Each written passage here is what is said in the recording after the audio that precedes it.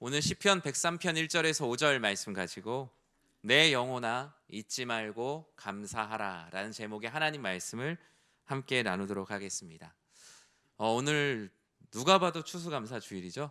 네, 추수감사주일이고 강대상에 저는 올라와서 처음에 되게 깜짝 놀랐어요. 누가 네, 잠자리를 이렇게 올려놓으셔서 전 처음에 살아있는 건 줄 알고 엄청 깜짝 놀랐습니다. 추수감사주일은 하나님의 은혜로 한 해의 결실을 감사하는 날이죠. 유래에 대해서 많이 들으셨겠지만 영국에서 신앙의 자유를 위해서 많은 사람들이 배를 타고 100여 명의 사람들이 새로운 땅으로 왔지만 그곳은 새 땅이라는 기대감보다는 오히려 척박한 땅, 살 수 없는, 자신들이 한 번도 경험하지 못한 환경이었어요. 많은 사람들이 소망을 가지고 왔지만 풍토병으로 죽었습니다. 첫 해 겨울에 절반이 넘는 가족들과 사람들이 굶주림으로 이 세상을 떠났어요. 얼마나 절망적이겠어요.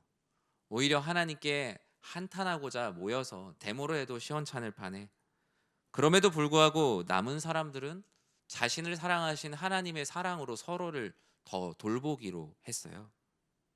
자신들을 이 땅에 신앙의 이유로 보내신 하나님을 잊지 않고 모여서 더욱더 간절히 기도했죠.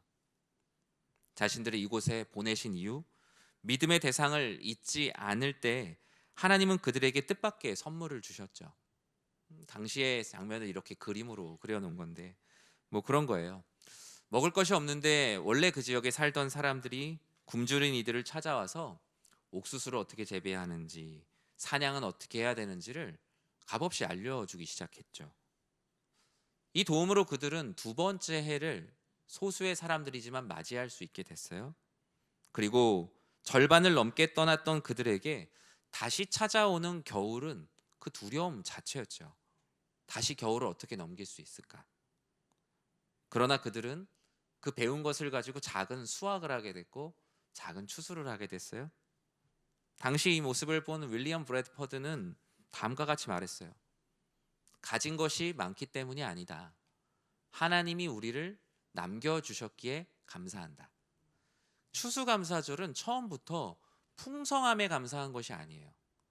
우리가 남아있음에, 살아있음에, 생존하고 있음에, 여전히 비바람이 불고 이 세상이 힘들지만 오늘도 이 세상에 남아서 하나님을 찬양하고 예배 드릴 수 있음이 추수감사의 본질이요 뿌리였습니다. 그들은 원주민들과 함께 약 3일 동안 축제의 시간을 가졌어요. 식탁 교제를 나누고 그들이 이렇게 추수감사 예배를 드릴 수 있었던 것은 그들의 영혼이 완전히 죽지 않고, 절망 가운데 내 영혼이 죽지 않고 내 영혼이 살아서 하나님을 잊지 않고 감사하고자 했기 때문이에요. 그리고 이러한 신앙은 추수감사절 청교도들의 신앙의 고백으로 그들은 이 세 가지를 이렇게 고백을 했어요. 첫 번째 뭐라고 써 있죠? 하나님은 항상 선하시다. 두 번째 뭐라고 써 있습니까? 하나님은 어떤 상황에서도 우리를 버리지 않으신다. 세 번째 같이 읽어볼까요? 감사는 환경에 지배당하지 않는 남은 자들의 신앙 고백이다. 이게 바로 청교도 추수감사 신앙의 원류입니다. 환경에 지배당하지 않는 남은 자들의 신앙 고백. 남은 자란 무엇입니까? 감사하지 못할 수많은 환경 가운데도 세상을 사랑하여 떠나지 않고 하나님을 끝까지 사랑하는 마음으로 예배의 자리에 남은 사람들, 그 남은 자들의 고백이 바로 추수감사의 고백입니다. 그런 의미에서 추수감사절은 단순한 추수의 축제를 넘어 우리가 잊지 말고 감사해야 될 것들을 되뇌어 보는 시간입니다. 추수감사주일은 풍성함 그 자체에 대한 성과급 파티가 아니라 하나님이 남겨주신 나 자신, 그리고 하나님이 나의 삶에 허락하신 모든 것들에 대한 감사의 시간입니다. 조건의 감사가 아니라 존재의 감사, 살아남게 하신 것, 지켜주신 것, 작은 수확이라도 허락하신 것, 그리고 무엇보다 그 상황에서 하나님을 원망하지 않고 하나님께 예배 드릴 수 있는 나로 이 자리에 있는 것, 그것을 감사하는 것이 바로 추수감사절입니다. 감사는 그런 의미에서 풍요에 대한 인간의 조건적 반응이 아니라 은혜를 기억하기를 결단하는 그 결단과 저항입니다. 오늘 본문 시편 103편은 감사는 환경이 아니라 기억하는 것으로부터 시작됨을 말씀합니다. 시편 103편은 다윗의 고백입니다. 다윗의 인생의 후반부에 썼다라고 기록을 하고 있어요. 다윗은 여러 시련의 계절을 지났죠. 하나님의 은혜를 깊이 경험한 후에 고백한 말씀입니다. 다윗은 자신의 영혼을 향해 오늘 본문에 명령을 하고 있어요. 나 그냥 그렇게 해야지가 아니라 자기가 자기 자신의 영혼에게 하나님의 말씀을 힘입어 명령을 하고 있는 거예요. 무언가 강력하게 주입하려는 것 같아요. 하면 하고 말면 말고가 아니라, 선택을 묻는 게 아니라 자기의 영혼에게 너 무조건 이렇게 해야 돼 라고 1절에 다음과 같이 말씀합니다. 우리 1절 말씀 같이 읽어보겠습니다. 내 영혼아 여호와를 송축하라. 내 속에 있는 것들아 다 그의 거룩한 이름을 송축하라. 아멘. 오늘 본문은 감사절에 3가지 명령을 하고 있어요. 그 첫 번째 명령은 여호와를 찬양하고 그의 은혜를 잊지 말라고 자신의 영혼에게 다윗은 명령을 하고 있습니다. 내 속에 있는 것들아 다 그의 거룩한 이름을 송축하라. 온 정성을 다하여 거룩하신 하나님을 찬양하라. 마음속으로부터 그 하나님을 찬양하라. 다윗이 자신의 영혼을 향해 찬양하자고 하는 것은 두려움과 불평과 원망과 우울과 걱정과 염려로 완전히 절여진 자신의 영혼을 흔들어 깨우는 거예요. 우리의 삶에 걱정과 염려와 불안과 슬픔이 사로잡히게 되면 내 영혼은 어느 순간 잠을 자고 있습니다. 그 수많은 세상의 염려로 완전히 절여져 있죠. 오늘 다윗은 자신의 영혼을 지금 흔들어 깨우고 있어요. 내 영혼아, 마치 학교 갈 아이를 깨우는 것처럼, 학교 가야지 라고 말하는 것처럼 하나님을 찬양해야지. 지금 너의 삶에 하나님을 찬양하는 찬양이 있느냐? 얼른 일어나서 하나님을 찬양해야지. 사랑하는 성도 여러분, 이 추수감사 주일은 우리의 영혼을 흔들어 깨우는 시간이에요. 그 방법은 우리의 영혼이 거룩하신 여호와 하나님을 찬양하는 겁니다. 사람은 자기 자신을 찬양하는데 아주 능숙합니다. 전문가예요.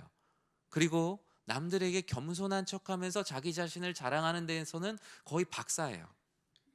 왜냐? 사람은 다 그런 이기적인 존재이기 때문이에요. 자기 자신을 화려하고 높게 만드는 가치를 찬양하는 걸 너무나 잘합니다. 그러나 그 모든 것은 우리의 영혼을 깨어나게 하는 게 아니라 우리의 영혼을 계속 잠들게 합니다. 죽어가게 만들어요. 착각하게 만들어요. 우리가 잘 아는 찬양 있죠? 우리 1절에 있는 이 말씀을 읽을 때 기억나는 찬양, 찬양하라 내 영혼아. 우리 같이 한번 찬양해 볼까요? 찬양하라 내 영혼아. 우리 반주 해주시나요? 네, 찬양하라 내 영혼아. 우리 3절까지 한번 찬양해 보겠습니다. 어떤 마음으로 다윗이 찬양했을까? 찬양하라 내 영혼아, 찬양하라 내 영혼아, 내 속에 있는 것들아 다 찬양하라. 감사하라, 감사하라 내 영혼아, 감사하라 내 영혼아, 내 속에 있는 것들아 다 감사하라. 기뻐하라 내 영혼아, 기뻐하라 내 영혼아, 기뻐하라 내 영혼아, 내 속에 있는 것들아 다 기뻐하라.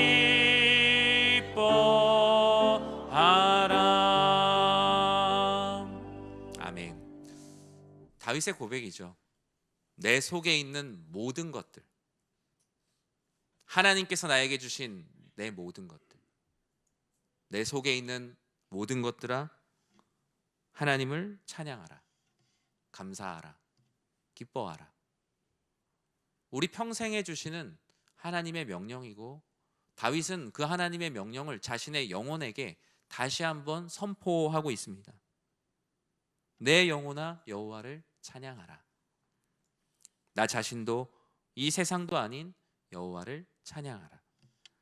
감사절의 명령에 순종하여 잠들어가는 우리의 영혼을 날마다 주님을 찬양하는 그 고백으로 깨우는 모두가 되시길 주님의 이름으로 간절히 축원합니다.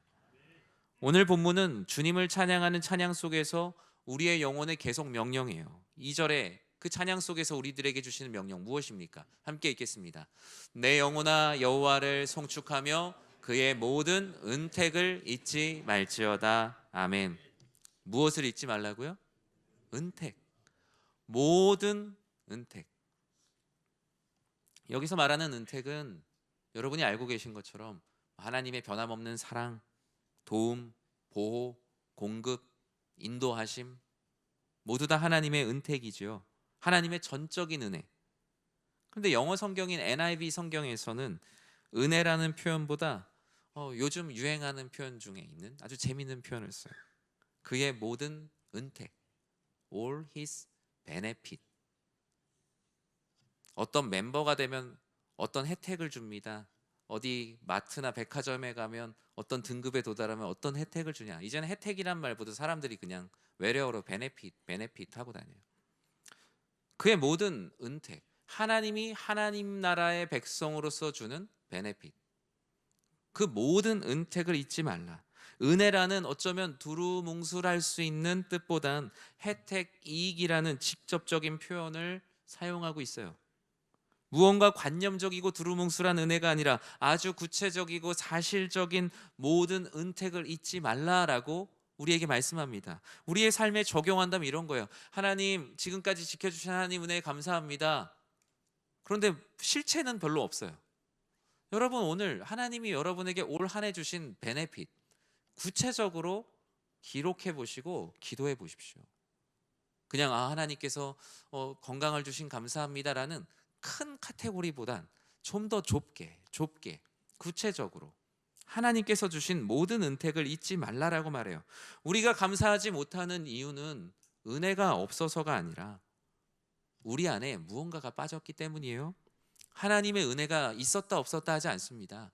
하나님의 은혜는 하나님을 믿는 우리와 늘 함께 하십니다. 다만 우리가 그 은혜를 잊을 뿐이죠. 산은 언제나 그 자리에 있습니다. 바다도 언제나 그 자리에 있어요. 고개를 들면 하늘도 언제나 그 자리에 있습니다. 다만 우리가 분주한 삶 가운데 고개를 들어보면 볼 수 있는 그 하늘을 잊고 살 뿐이죠. 감사하지 못하는 이유는 은혜의 부재가 아니라 우리의 기억의 망각, 기억의 상실 때문이에요. 그래서 다윗은 강력하게 잊어버릴까 봐 자신의 영혼에게 선포하는 거예요. 내 영혼아 찬양하자, 잊지 말자. 우리 사랑하는 성도님들이 오늘 추수감사주의를 통하여서 여러분들의 삶에 날마다 그와 같이 선포하는 모두가 되시길 주님의 이름으로 간절히 축원합니다. 그렇다면 이 모든 은택, 어떤 은혜이길래 잊지 말고 감사하라고 할까요?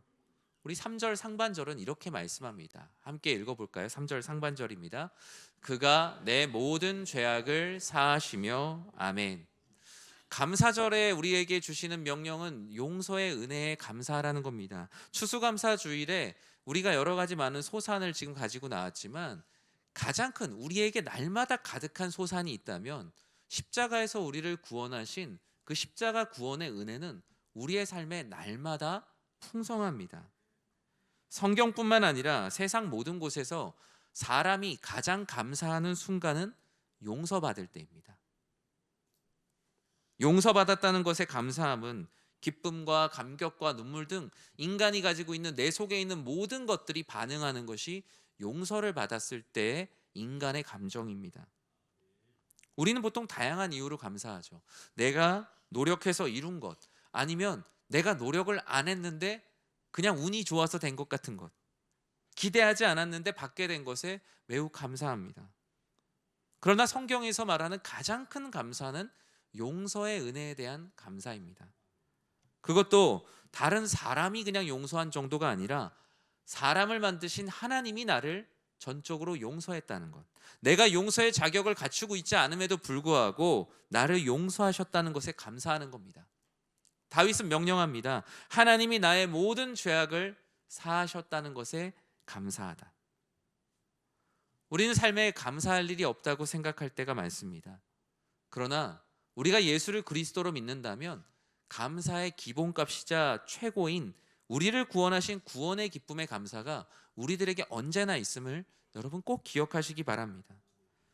우리의 세상의 욕심에 그런 구원의 기쁨이 희석되어져 가고 있다면, 우리의 감사가 우리의 손에서 빠져나가고 있다면, 우리는 이 추수감사 시간을 통하여서 다시 한번 구원의 기쁨을 꼭 붙들어야 할 것입니다. 다윗은 용서의 은혜에 감사했던 시간과 고백이 있었어요. 시편 32편 1절에 보면 이렇게 말씀하죠. 같이 읽어볼까요? 허물의 사함을 받고 자신의 죄가 가려진 자는 복이 있도다. 아멘. 오늘 우리가 이 자리에 서 있을 수 있는 것, 용서의 은혜로 남은 자들이 누리는 은혜입니다. 주님의 십자가의 죄사함이 없다면 우린 이곳에 어느 누구도 남은 자가 될 수가 없었을 거예요. 죄사함의 용서의 은혜가 있었기에 우리는 오늘도 감사의 예배를 드릴 수 있죠. 새 일을 할 수 있는 거예요. 오늘 본문은 마지막으로 세 번째 명령을 우리들에게 이렇게 합니다. 회복의 은혜를 감사하라. 무엇이 회복되었는가? 우리의 영혼이 하나님을 찬양하게 되고 하나님께서 주시는 용서의 은혜를 사장시켜 두지 않고 그것이 날마다 내 삶에 발현되고, 나를 회복하신 은혜가 얼마나 많습니까? 3절과 4절은 그 회복의 은혜가 무엇인지를 하나씩 열거하고 있어요. 그가 내 모든 죄악을 사하시며 내 모든 병을 고치시며 내 생명을 파멸해서 속량하시고 인자와 긍휼로 관을 씌우시고. 아멘. 우리의 삶에 일어나는 어려운 일들이죠. 그럼에도 불구하고 주님께서는 우리의 죄악을 사하시며 나의 모든 병을 고치시며 내 생명을 파멸해서 속량하시고 인자와 긍휼로 관을 씌우셨어요.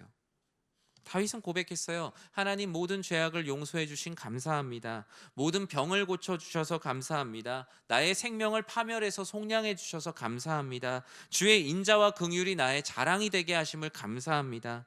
이전에 내가 죽고 새 생명을 주신 새 생명의 은혜에 지금 다윗은 철저하게 엎드려 감사하고 있죠. 이 새 생명의 은혜에 대해서 본문은 다음과 같이 말씀합니다.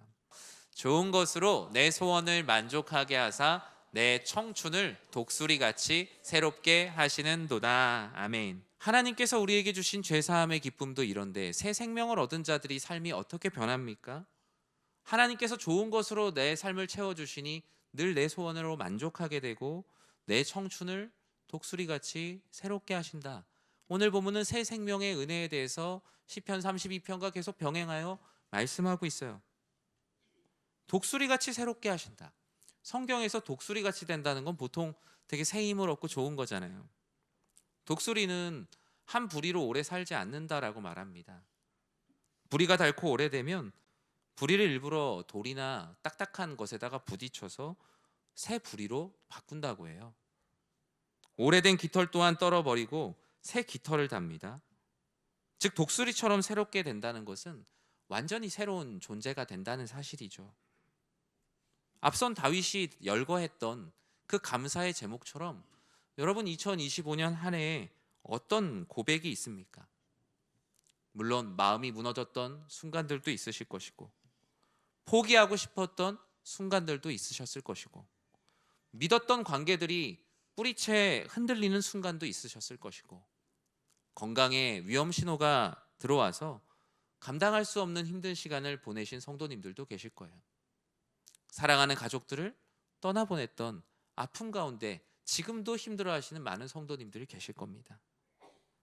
그 순간 우리에게 회복의 은혜가 없다면 우리는 올해를 감당할 수가 없었을 거예요. 하나님은 우리가 연약해질 때마다 언제나 새 힘을 주셨고 마치 독수리에게 새 부리와 새 깃털을 주시는 것 같이 우리를 돌봐주셨다는 것을 우리는 꼭 기억해야 합니다. 다시 기도하게 하시고, 또 다시 예배드리게 하시고, 다시 찬양하게 하시고, 다시 일어설 용기와 사랑의 담대함을 더하여 주셨어요. 우리의 신앙생활이 항상 최고의 수준에 있진 않잖아요. 어떨 땐 내 안에 감사가 없는 정도가 아니라 불평과 분노가 가득할 때도 있습니다. 아니면 하나님 앞에 냉담자처럼 지낼 때도 있어요. 하지만 그때마다 오늘처럼 다시 예배의 자리에 나와 예배를 드릴 수 있는 모든 것, 내 결심이나 내 다짐이 아닙니다. 나에게 회복의 은혜를 주셨기 때문에, 주님께서 나를 다시 살아나게 하시기 때문에 우리는 예배를 드릴 수 있고 그리스도인으로 살아낼 수 있다는 것을 여러분은 반드시 꼭 잊지 말고 기억해야 합니다. 말씀을 맺습니다. 예전에 한 이야기를 들었었는데 이런 이야기예요. 어느 가난한 어린 소년이 예배 시간마다 목사님이 감사의 제목을 적으라고 이제 하는 거죠. 아이들에게 이제 종이를 나눠주고 감사 제목을 이렇게 적으라고 한 거예요. 근데 이 아이는 이걸 잊지 말고 기억해야 됩니다. 그러니까 아이들이 이제 종이에다가 막 적고 성경책에도 끼워놓고 이런 모습을 보다가 갑자기 종이에 쓰던 것을 딱 멈추고 자기의 손등에다가 감사의 제목을 적기 시작했어요. 왜 너는 손등에다가 감사의 제목을 적니라는 이 목사님의 말에 이 아이는 웃으면서 얘기했어요. 감사를 잊어버리지 말라고 했으니까 저는 왼쪽으로는 시간을 보고 기억할 것이고 오른쪽으로는 하나님께 내가 감사해야 될 것들을 썼다 지웠다 하면서 가장 가까운 곳에서 보고 싶다는 거예요. 한 손으로는 시계를 보며 시간을 기억하고 한 손으로는 감사의 제목을 보며 감사를 기억하는 삶. 우리의 삶에 주어진 시간뿐만 아니라 우리의 삶에 기억나는 모든 것들을 어떻게든 잊지 않겠다라는 그런 아이의 마음. 하나님께서 주신 감사의 제목들이 마치 물에다가 새겨놓은 글씨처럼 우리는 쉽게 흐름 가운데 지나가고 있지는 않습니까? 주님은 우리들에게 말씀하세요. 추수감사절은 나의 감사가 지금 어디에 적혀 있는가를 확인하는 시간이라고요. 내 감사의 좌표가 어디에 쓰여져 있는가? 내 영혼을 향해 주시는 하나님의 강력한 외침이 바로 오늘의 말씀입니다. 감사는 언제나 풍요함이나 감정의 결과가 아니라 우리의 영혼이 당연히 해야 될 하나님께 올려드릴 감사의 선택입니다. 나는 그저 남은 자로서 이 세상 가운데 생존한 사람으로서 하나님께 올려드리는 것, 그것이 바로 남은 자들의 감사입니다. 오늘 추수감사주의를 통하여 여러분의 영혼을 하나님을 찬양하는 찬양으로 흔들어 깨우십시오. 그의 모든 은택을 하나도 남김없이 빠짐없이 잊지 마십시오. 용서의 은혜에 감사하시고 회복의 은혜, 새 힘을 주시는 하나님께 감사하십시오. 감사 위에 또 다른 은혜를 부어주실 주님을 기대하고 기다리시는 모두가 되시길 주님의 이름으로 간절히 축원합니다.